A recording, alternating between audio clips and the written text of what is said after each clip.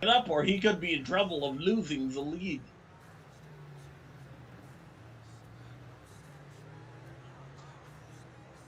Oh, man.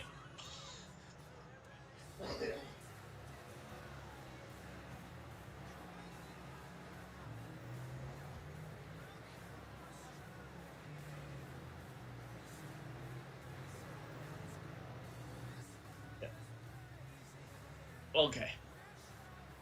All right, I'm back. So I put the URL everywhere I could think of out there. I put it back in the old chat and I Twitter. So we'll see if anybody finds it. At least if they can watch it back later. Yeah. So we are live and recording again.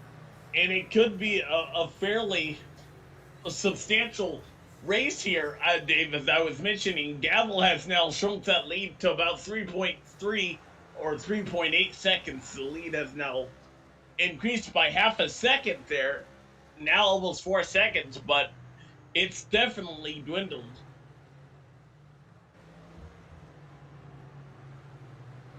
See the 99 give way to the 50. Gavel needs to run a race with no mistakes here. And he might be able to catch that 50 machine.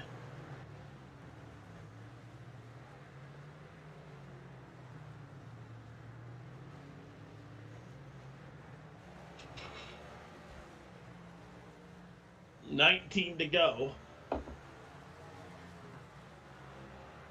Here at the Chicago Grand Prix. It's already kicking me up a warning that says we've detected copyrighted audio and video, and we didn't. We'll see how long we can stay here, guys. We do have 4 people that are viewing us now, so YouTube is just being. And I did hear somebody say in driver chat that there may be an issue between iRacing, YouTube, and the Chicago track. So. Oh, okay. As in Chicago itself? Yeah, the racetrack? It might be this track specifically. Interesting. So we'll know. We'll do what we can. Stay with it as long as we can.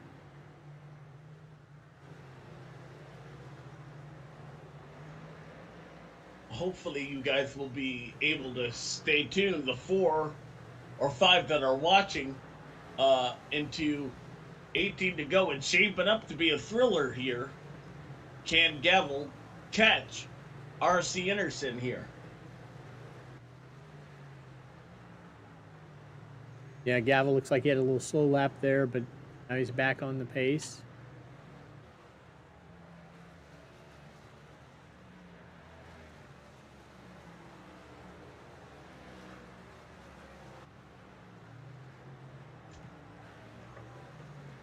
I have to step out for just a moment here, but we won't go anywhere. We'll bring you the last, I would say, 15 laps to go here, live on the Elite Racing Network. Don't go anywhere.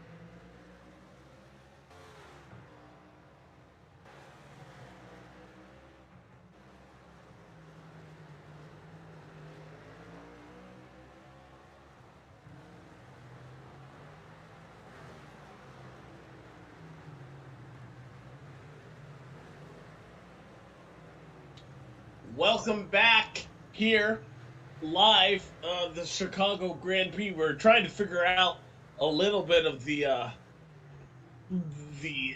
copyright infringement as you see Telefoni get around Chad Frankenfield. Ooh, a little bit of a blink there out of the 15.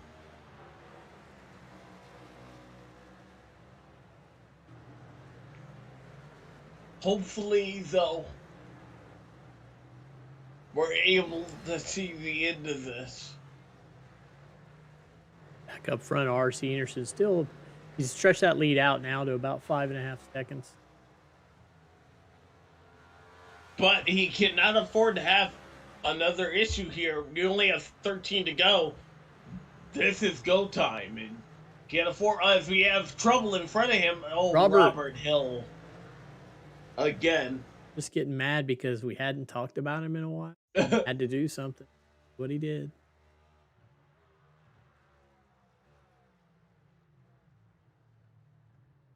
I think he's done that a few times. I would say so. He's consistent.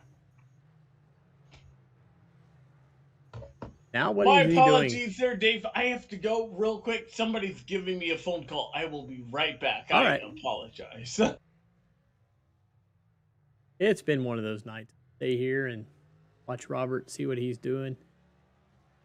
Saw his name pop up 3 times, so I'm not sure if he has another issue on farther down the track here or not.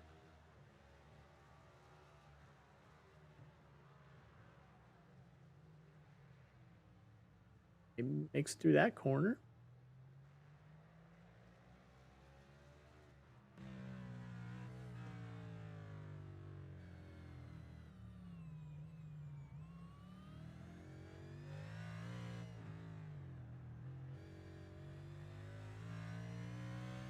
Looks like it's gonna be. We'll go back to live action.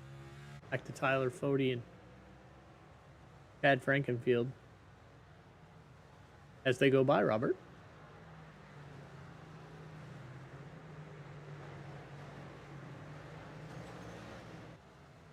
Only real battle on the track here. Everybody else is multiple seconds ahead or behind the closest competitor. Braxton DeWeese.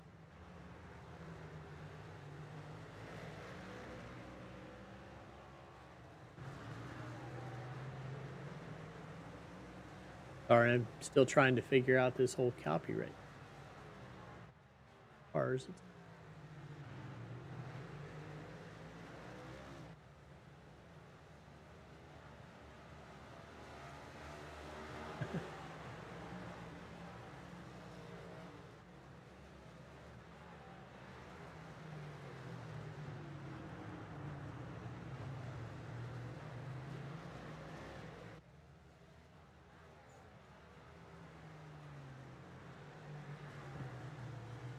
All right, Alex is back, and he's got some great news, but I'll let him share that.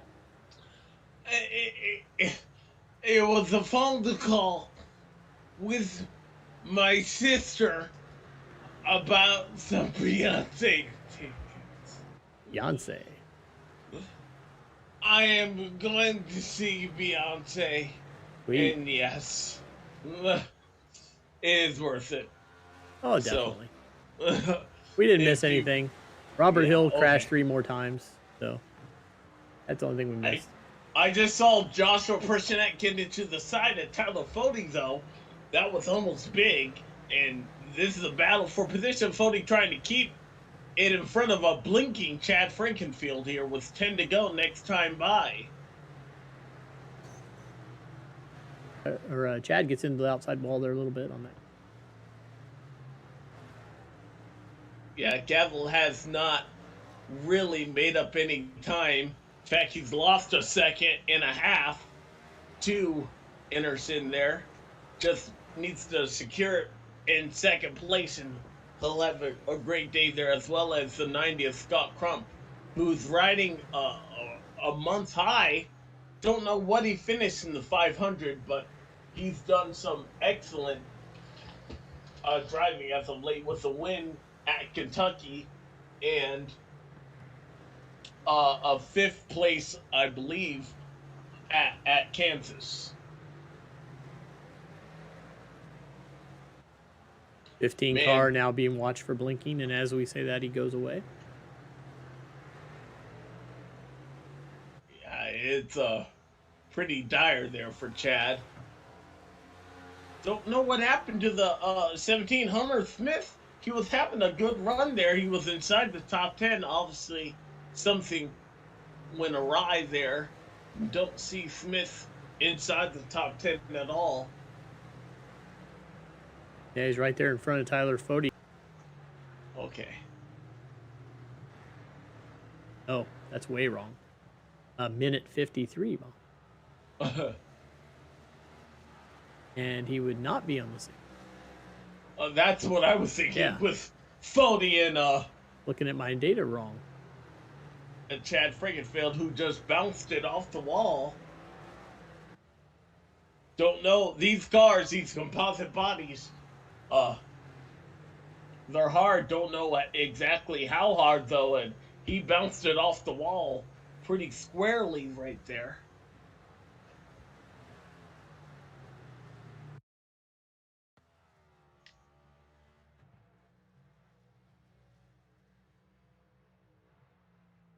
See, I was just trying to see if Robert hit somewhere new. Nope. He's had some spectacular crashes today, and he's still going. The man will not give up. He will not, but it has not been his day. How is that car not posted? Yeah, by my calculation, we only have 10 cars on the lead lap. But not the way you wanted it to be. No, I definitely was hoping for a little bit better in our number 2 Roasted Gems Coffee Hucks machine, but unfortunately this track sucks, so... I think that brand new logo we put on there of mine has been rubbed off. Yeah, I think we might need to put another one on. I'll get a hold of Justin at JV Designs to throw it on there. Ooh, Chad Blinken. Yeah, that unfortunately takes away our only real battle on the track. Now I guess we have Braxton DeWeese now coming up behind Tate Lytle. What was that that from race control for Chad? Yeah, he's been blinking quite a bit. Chad was blinking a little bit there. So it does look like Tate's still battling with Braxton. Oh, Braxton made some contact with Josh Clark there. That'll be interesting because Clark's not going to let him go too easily now. Ooh, I think Braxton just clipped the wall. I heard in driver chat, I think it was Tate who said he's hit the wall like 8 times and he's still. Oh still yeah, going. I was in Discord with Tate, and Tate was hitting the wall every couple laps, and he's like, "Oh, it's gonna be done lap." This is Zach Rogers and Nick Massey racing here. So the 12 Napa car and the number 48 machine, Patagonia, I believe, is on Nick Massey's car there. Those guys are battling for the 11th position, which, if they catch Tate here, could end up being a top 10 spot, as Tate should just be on the front straightaway here, as these guys are now making that turn onto the front straightaway. Zach Rogers just got a piece of the wall, which may hurt that car a little bit. I know he's hit the wall a couple times. I've hit the wall about 25 times ahead of him, so we've definitely experienced the wall tonight. That's a gaggle of cars right there. As you see Tate Lytle going by Alex Gray. I'm not sure who that is just ahead of them. Might be Michael Goodman. And we know Tate is right behind our leader with 5 to go here. We're getting down to the end of this, and this has been R.C. Anderson's race to lose. Did we know that, though, coming in here? Would you have picked him as... And then I would have expected Gavel to certainly be up there battling for the win, but I also would have thought we would have seen Ethan Stanley up towards the front tonight. Obviously, he had an incident out of the race. He's 33rd, but I would have expected to see him up there as well. And a couple surprises throughout the field. You know, we've seen some speed out of guys like Brent Jones tonight, hanging out in the top 20. See him in 19th. They're only 2 laps down, which is pretty good on a course like this, where everyone's really struggling just with the handle of the car. You had mentioned that you thought that the second half of the race would be cleaner than the first. but we have not seen the yellow flag at all. Was that expected here tonight? No, we definitely anticipated an early caution, especially going into the first like 90-degree right-hander, and I believe it's turn 4. We actually in practice we tested going through that second lane through the little obstacle course there to try to avoid any sort of incident. So we tested all those runoff areas just to be safe, as Gavel's getting all over the back of Zach Rogers here. I think if I'm Zach, I might just let him go here. And I think that's what Zach was trying to do, hang out on the left side. He has a nice gap here, almost 11 seconds over Ryan Gavel. So the only way that RC could really lose this race is if something goes horribly wrong. And that's not out of the question here. Anything could happen. As you see him going by the 70 car of Jesse Rasmus. Rasmus really took that corner wide, but all it takes is maybe one lap car making a little mistake, and all of a sudden RC Anderson is just to get it recorded.